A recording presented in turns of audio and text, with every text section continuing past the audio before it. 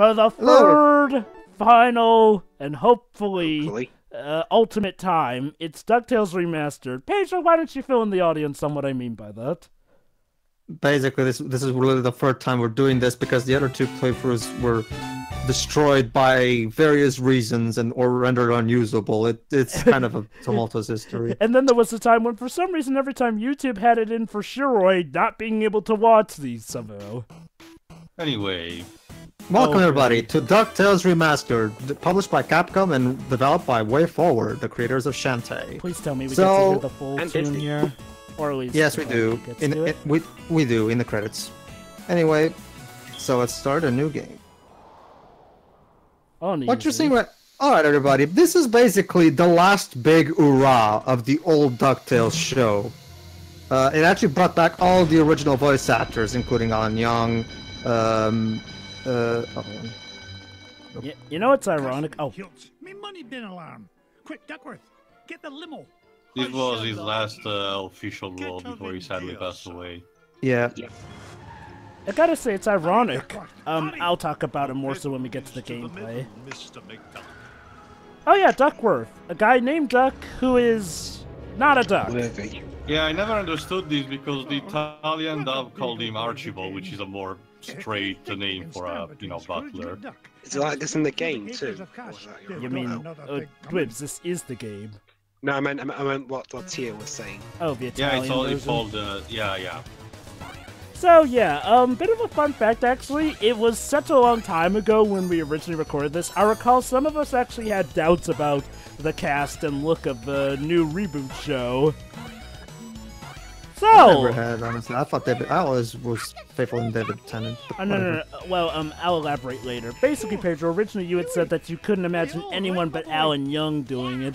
I recall also because it was during our School Days episode 5 commentary too, when we first found out. It helps that the reboots made severe changes to the original show that made the change a lot more natural. Yeah.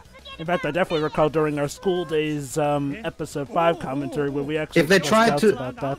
If the reboot was basically trying to go for the same tone and style as the old show, then yes, it would probably be a bit more jarring. But the new style, the new Gravity Falls style, would fit a lot more than the voice actors. Anyway. Don't you mean a headache? This game was written and directed by Matt Boson, the creator of Shantae, and Matt Boson does a fantastic job in recapturing the original writing style of the original show. It's very tongue-in-cheek and very innocent in its way. Like it never does any pop culture reference. It's just classic character-driven humor. There you go. And yeah, this is actually pretty faithful to the original Capcom game, like, down to the physics and stuff. Basically, they use, I don't know the name of it, but basically they used a special engine that literally allows them to wrap around models from the old one so they can actually, down to the bone, replicate the movements. Like, there are certain enemies, like the mummies, who will unravel. They unravel the exact same way they did in the original. Yeah. Although I'll never understand why this game does that stupid trend of saying it's remastered when it's clearly a remake. Well, yeah. Well, it's kind of like much like with the Shadow Colossus remake. It does it rebuilt all the assets from the ground up using WayForward's trademark 2D engine. Yeah. All the sprites are hand drawn and hand animated. Anyway, again, why do they call this a remaster when it's clear a remake? Like, seriously, you people are the reason we have online debates about this sort of stuff. It's stupid. It's kind of like the Taxman Sonic remakes. I mean, they look exactly the same technically, yes. However, in terms of if you ask Stealth, for example, he'll tell you, no, actually, we literally rebuilt the whole thing with Taxman's engine. So technically, this is a remake. And don't even get me started on when Crash the Insane Trilogy was announced, where the guy with the Crasher basically said, we're remastering them from the ground up. That was a fun. But Vicarious Vision said it was a remaster plus. Yeah. That's just them covering their bases. The point is, developers, gaming publishers, get your terms correct. Yeah. Yeah. We shouldn't have to do this for you. We're the fans. Yes. There's a lot we have to do for them already. I know, right? Yeah, Yeah. Well then again, Bethesda does that all the time. And Capcom does it a lot too.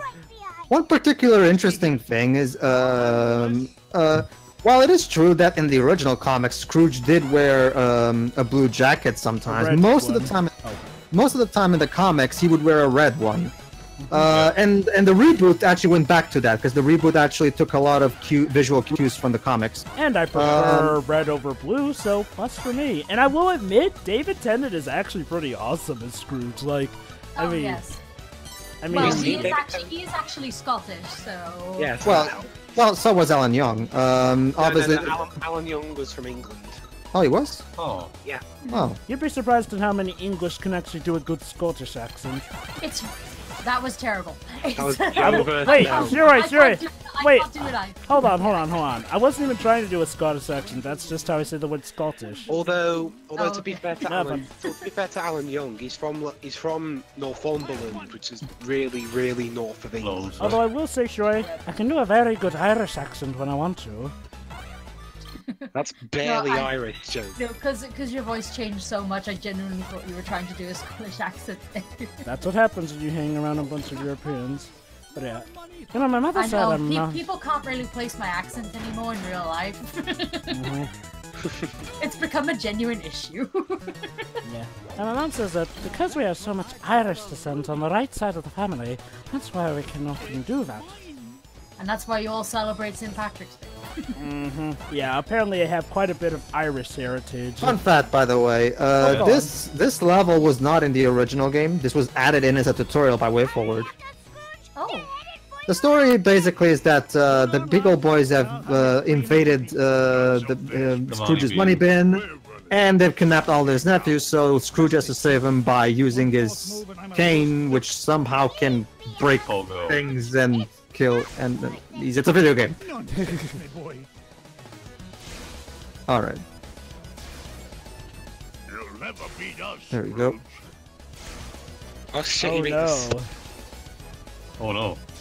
He'll never beat you with your ever so elusive battle puzzles with a platform and a laser and the pogo and the button, and you're going down now, sir. Boom. Maybe you should have not put yourself next to the door with the hammer.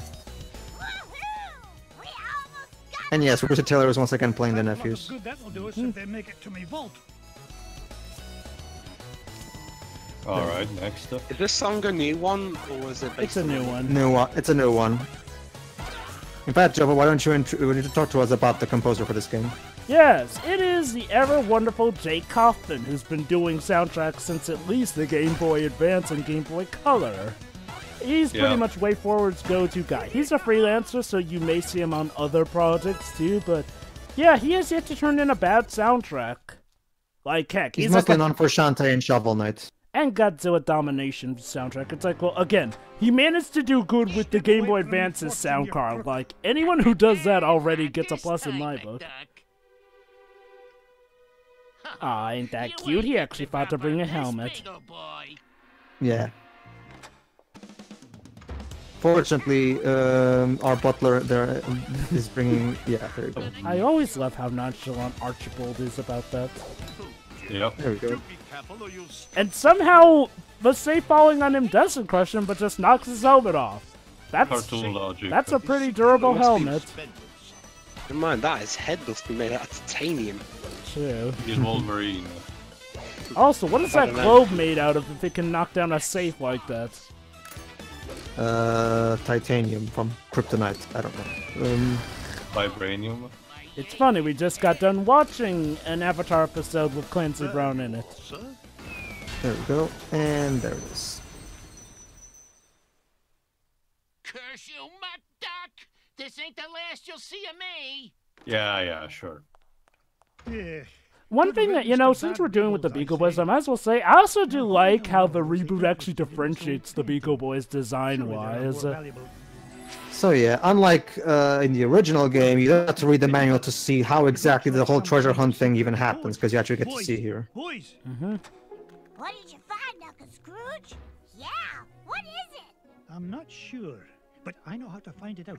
I'll feed it into my supercomputer and use Gyro's new. Yes, this supercomputer that I have for some reason. Well, I mean, he's got to keep up with the times after all. I'm guessing Gyro made it for him.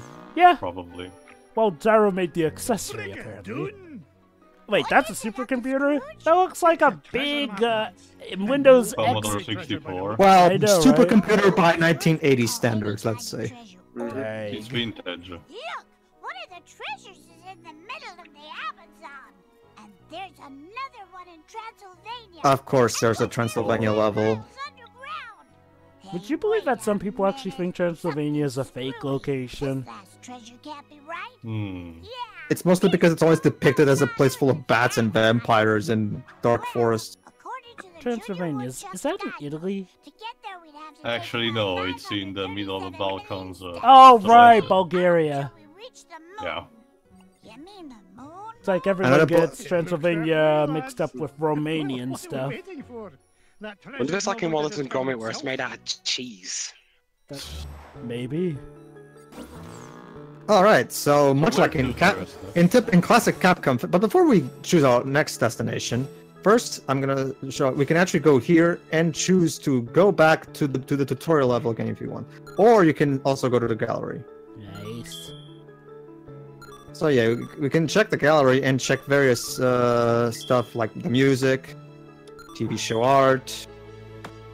Tell me, if I recall correctly, is this one of those games where if you replay levels, you'll still get the cutscene stuff, but you can just choose to skip it if you want? Yes, you can. Every time you start a level, the cutscenes will play, regardless of whether you completed the game or not. I always find it a bit of a minor pain when games will take away the cutscenes and you have to start. And guess what, guys? For the first time in a video game, we can dive into Scrooge's money bin. Yeah, Awesome. He hasn't broken his neck. No. Well, okay. You know, funnily enough, the reboot actually addresses that you have to dive in a special way, otherwise you'll get hurt.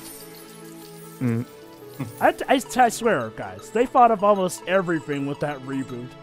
Well, heck, it makes sense. It makes sense because even today's kids look at that whole diving into a pile of coins thing and frown their eyes upon. How does he not break his bones? Yeah. So the reboot actually addresses that. It's a lot harder than it looks. It's magic. Since we don't have to explain it.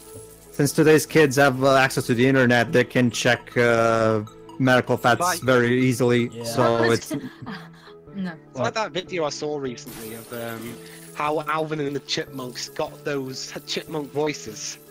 They were singing a song, and then someone put deadly helium in the room and gassed them so that their voices raised up, but they died because of too much. I thought you were going to say, Pedro, that children are looking up videos of people jumping into money pits to test this theory. I mean, I'm pretty sure Mythbusters will handle it at some point. Probably. Alright, so in classic Capcom fashion, we can choose our level by any order we want. So let's start with Mega Man. However, we're going to do it in the order that the game recommends, the Amazon first. Get Launchpad on the horn. I'm headed to Are you sure it's a good idea, Scrooge? Come on, Tio. I'm sure he's been training. What could possibly go wrong? Oh, look, nothing went wrong. Yeah. Actually, wait, I happened to clouds? fall upon a bonus level. Gyro? Basically, sometimes when you select a level at random, you'll find a cloud bonus. Unfortunately, I screwed up and fell.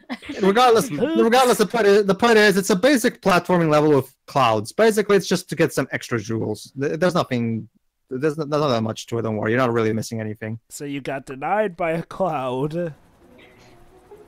Okay. Thanks for the lift, Launchpad. Wow, he did it. He didn't crash into anything. Favorite principles of Yeah. aerodynamics. Oh, say, you got your radio, Mr. McD? Aye, of course I do. Great. Then I'll be your eyes in the sky. Oh, I'd be happy if you just keep your eyes on the sky for Yeah. once. Yeah. What an airhead. Hey, I heard that. How? Now then, ancient For the Egypt walkie-talkie claimed the bits. king's scepter was locked away in a giant temple of the clouds, and it should be dead ahead. Gee, Mr. McD, I see a lot of clouds, but no temple.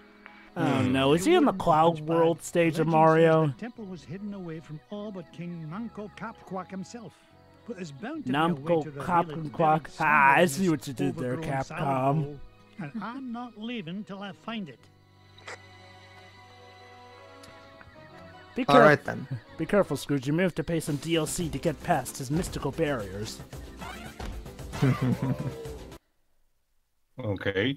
If, So the if, map Scroo- functions if Scrooge, like if Scrooge would ever become a modern gamer, he would go fucking bananas. Oh god, yes he would.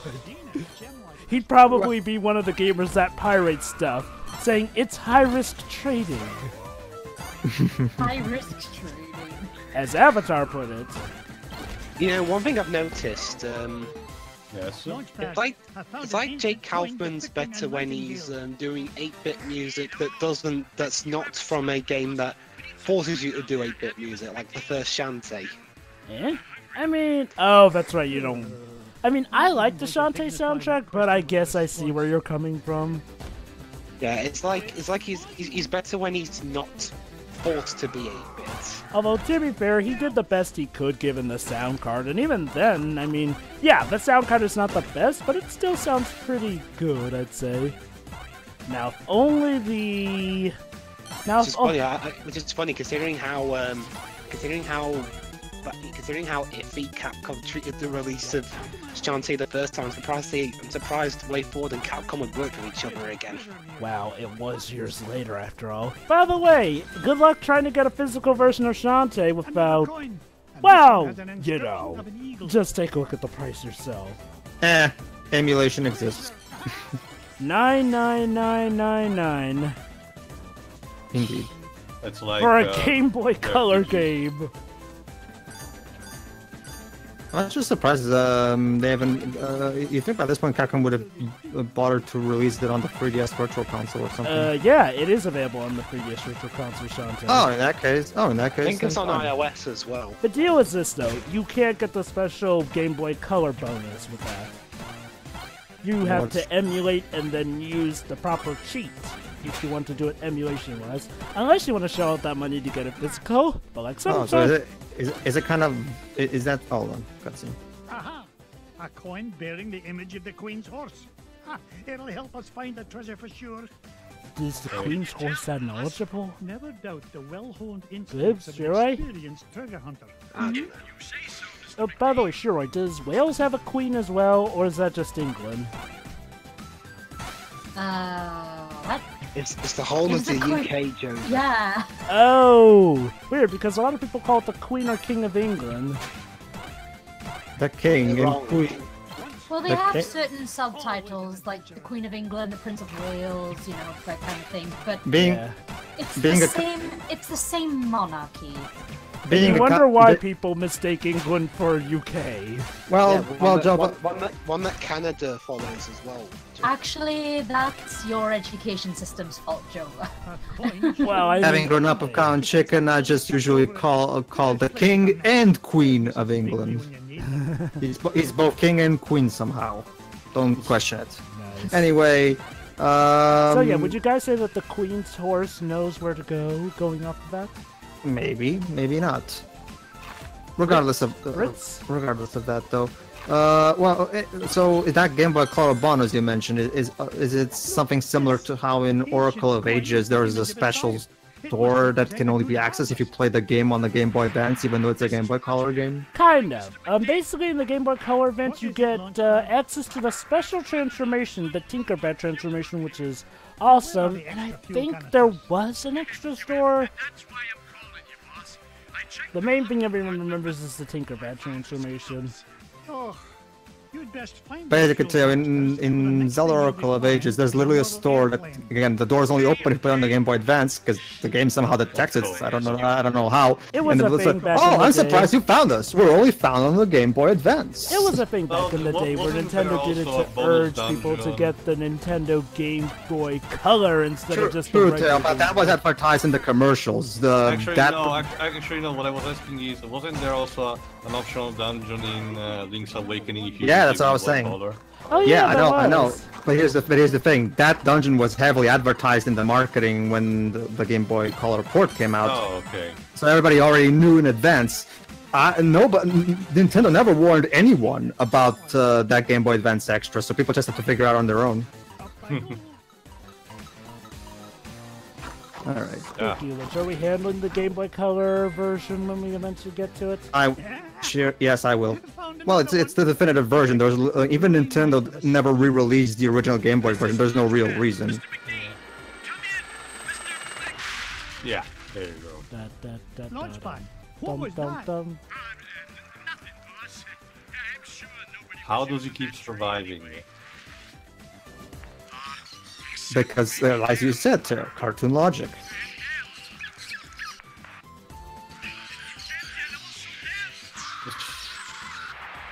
Oh crap.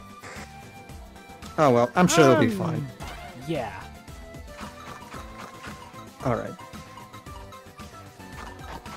Basically, try your best not to pick up the flowers, because the flowers will fucking trap you for like a couple you seconds. cannot cane on them, so...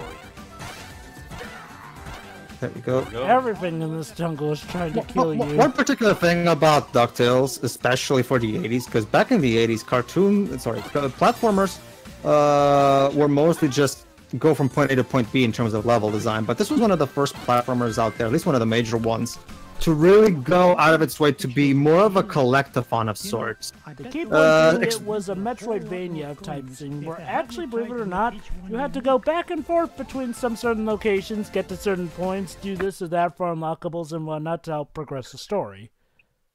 Yeah. However, in this remaster or remake or whatever Capcom wants to call it, WayForward streamlined the process a bit. Basically, you can already get everything you need from one level when you go to it, and then you complete it, then you never have to go back ever again. Basically, while keeping the more exploratory nature of the level design, while at the same time streamlining things a bit, just for the sake of the player not having to do multiple backtracks over and over. Here's how it goes. They took away the... Okay, some of the Metroidvania elements are still there. However, in this case, you'll never need to really go back and forth between locations. You can still choose to do so, but unlike in, say, Metroidvania, you're not constantly going back and forth like you did in the original Capcom version. In fact, they even went so far as to make a new level in order to keep you from having to repeat levels. But more on that later. This coin bears an image of the scales of justice. Just what I need to help me find the scepter. Of course, the Queen's Horse, the Scales of Justice... Oh no! Pedro. Go ahead. What do you say of the criticism that this game is a bit too much of a cutscene to gameplay balance problem? I will agree with a lot of people that sometimes there's going to be a lot of cutscenes in a short amount of time, yes. Personally, I don't mind, because having grown up with the original cartoon, just a chance to listen to all these actors play the characters just one last time is one of the big appeals to me. However, well, you can always skip the cutscenes if you don't want to watch them. Yeah, I was just going to ask if you can skip them, then cool, everyone should be happy. Now, people compare this bout to my number 9, but I'm going to address that later after this cutscene. Well, I'm not sure what it tells us, but I'm certain it's an important clue. Gee, I wonder. These coins I found will fit perfectly into those notches. You must have come across an ancient Incan poker table, Mr. No launch pads. Oh god, that reminds me of one of my favorite episodes of the reboot, the casino episode. To be keeping an eye out for trouble, remember? Alright, trouble spotting it is. Alright then. Who else has seen that episode? What if the images on these coins symbolize the various tribes of Manco Capquack's empire? Maybe if I surround him with them. Okay, then let's try. You get Wakanda? Oh, it's not working. Maybe. Wait, Magic of Dispelling, the new one's voiced by Catherine Tate? Yep. Oh! Well, the original actress died, so... Yeah, I know. Basically, for that's interesting. yeah, if you don't know who Catherine Tate is, she's a British comedian actress. Who was on The American Office. And Doctor Who. But how am I going to get across? And Spy. The British Office, I don't. And possibly the British Office, I don't know. So basically, you're telling me that the Doctor Who is basically It's now the second Disney show that feels like a reboot of a show. I mean, Gargoyles was basically a Star Trek reunion, whereas DuckTales is apparently the Doctor Who reunion. Yeah, there's one thing I've learned from Jover is that if you recognise as a British actor, it'll either be from what you've seen of live action TV, the American version of The Office, or a video game. Or the MCU, because to quote that awesome parody that I showed you guys, eventually all of your favorite actors will join the MCU. You know that they will, especially if they're British. They're British. That reminds me, have any of you guys seen the Black Panther SNL skit? It's hilarious. I haven't seen it yet, but it's going to take a lot to top that Star Wars one they did. Oh, which one? The one where... one where Kylo Ren goes undercover. Oh, yeah. Adam Driver's an SNL alum. Yeah. It really stuck. Hearing that Zack lost his son really struck a nerve with me. Especially since I'm the one that killed him. Never change, Adam Driver. Yeah, there we go. Oh, snap. Alright, let's just keep going. Alright, unlike in Quackshot, we can actually use the plane. How was Quackshot anyway? It's pretty good, however, it does have some interesting quirks to it. Yeah. With a little help from your old pal, Launchpad McQuack. Oh, of course, Launchpad. I couldn't have done it without you. Oh, then Lil Miranda's in the remake too. We've got quite the cast of the remake. You mean reboot? The reboot, yeah. So... Alright, so now that we've found the ruins, but first let me just check, because I forgot to break this one. So yeah, might as well address. Okay, people compare the abundance of cutscenes to this and the annoying cutscenes in Mighty No. 9. I can see maybe why they compare them, although here's the difference though. Mighty No. 9... in this game actually are well written. That's the easy one, but also here's the thing. Mighty No. 9 was never set out to be something. This is one of those games that kind of earned the right to have cutscenes because, well, okay, it's essentially, okay, think about it like South Park, The Stick of Truth, and Fractured But Whole. You're essentially playing an episode from the show. So in that case, the idea is to kind of immerse audience into feeling like they're watching an episode from the show. You know, basically, let's just say this. When it comes to licensed media, we kind of actually want there to be more cutscenes with good effort put into them. And yes, it's good that you can skip them when you want to.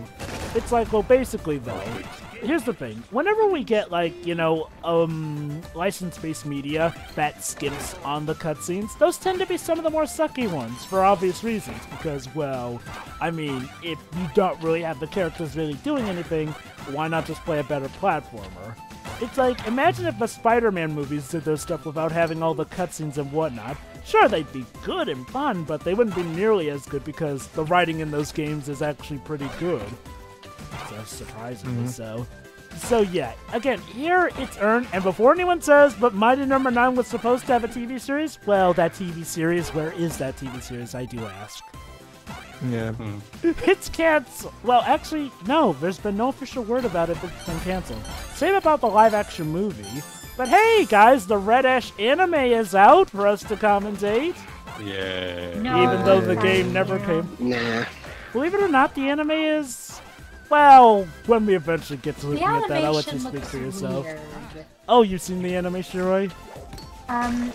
No, I saw the video you shared before. That's the anime. The entirety No, of it. Wait, really? Yep, 23 minutes of animation. That is what got kickstarted. 23 minutes of animation. I thought that was one episode. That's the entire animation, Roy.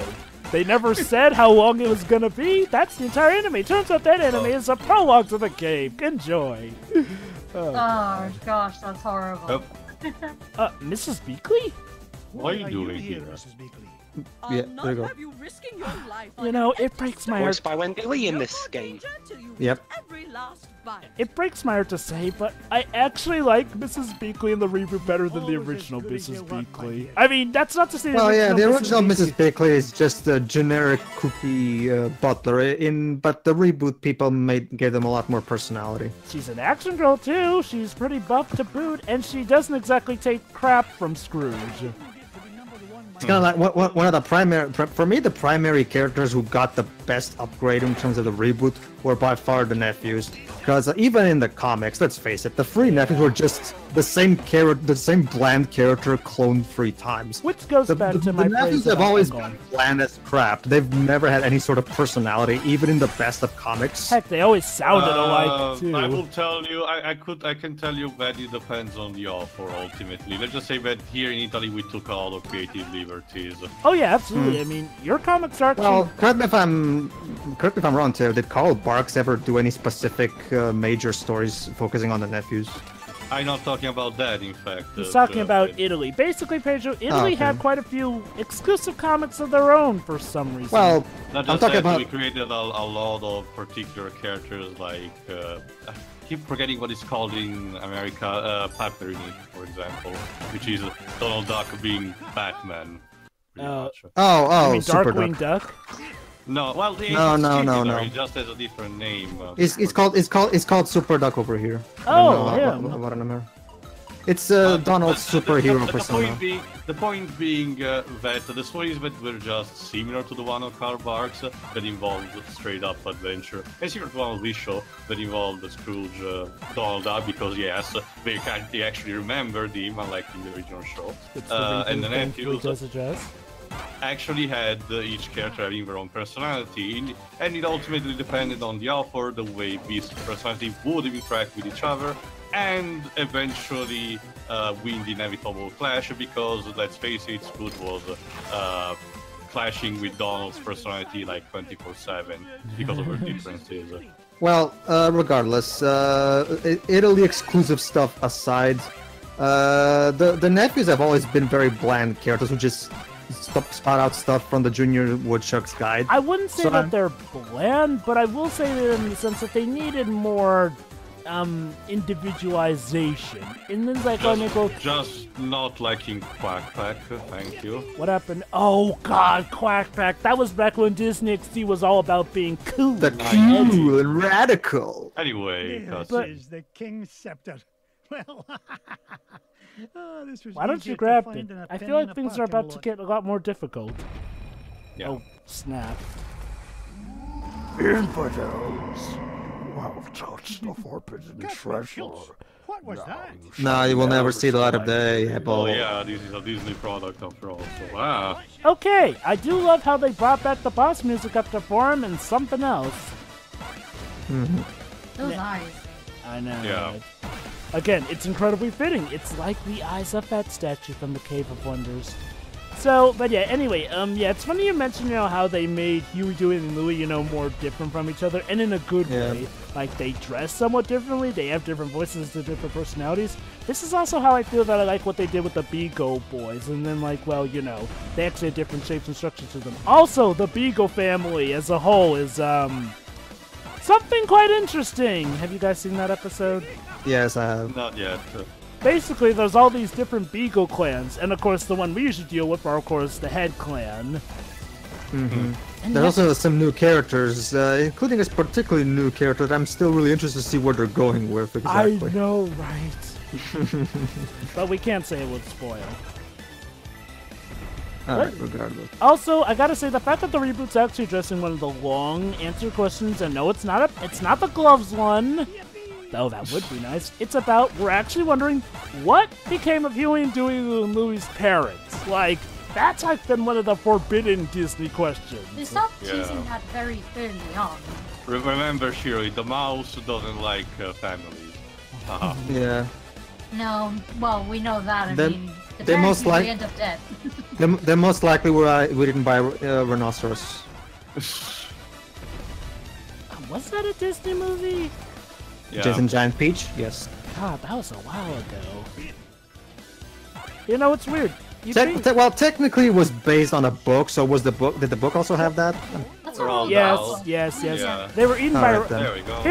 Here's the difference, though. They were eaten by a rhinoceros, but that was done in a more tongue-in-cheek sort of way. As in, like, basically, let's just say like in a Dr. Seuss book. Okay. Let me put it like this. You know the part where he actually has a confrontation with the rhino in the movie? Yeah, that never happens in the book. Basically, it's just they got eaten by a rhino and that's it. It's a tongue-in-cheek sort of thing, the sort of thing you'd expect from doll, you know, same guy who brought us Charlie in the Chocolate Factory. We defeated the boss. The boss. It was the boss.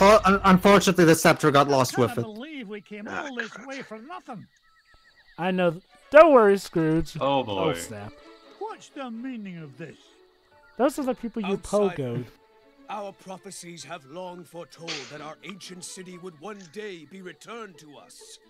For hundreds of years we have waited. A duck with a top hat would come along. Oh, how convenient. You mean you're not mad at me? Mad? Quite the contrary, feathered one. Is there anything we can do to repay you? Well, now that you mention it, I did come here looking for an ancient scepter. Wink, I wink. Does it look like this? It fell from the temple. Oh, they're Oh, climbing for nothing. there you go. Hey, Mr. McD. Bless me, bagpipes, the scepter of the Incan. There's his classic catchphrase. Take it and go in peace. Oh, I love the line. That I love the punchline here. Listen. After all, it was just the old king's back scratcher. You. You. And yet, it's still a mystical item that'll help us. Well, considering how old it is, the germs will probably gone Yeah. Hopefully. Woohoo! All right. Don't you mean woo? Well, I'm yeah. trying to block that song out of my head, Dwibs.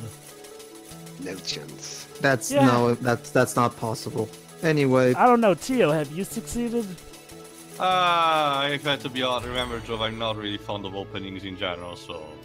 So, okay, so it's stuck in your head, okay. The scepter of the No, King. it's memorable, I tell you, just boys, not there's in something a special about particular this way. treasure. Really, Uncle Scrooge? Yeah. Uncle This Scrooge. looks like an old back scratcher to us. So, How do you know? Oh wait, let me guess. The Junior Woodchuck Guide yeah, told you. probably. Yeah, for those who have not seen the original show, basically the Junior Woodchuck Guide is the Bible to everything. Basically, yeah. Seriously. Even in the comics. While in the comics they don't use it as much as in the cartoon.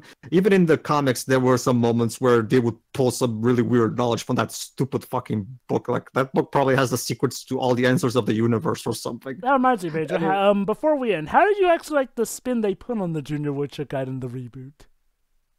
It goes back to the nephews. I like how only one of them really cares about the book in general. Again, it adds to the individuality. But anyway, yeah, it's fine. It's definitely much less of a fucking tomb of infinite knowledge and more like an actual proper guide. I know, right? Okay, folks, we'll see you for the next part. All right, see you then. See ya.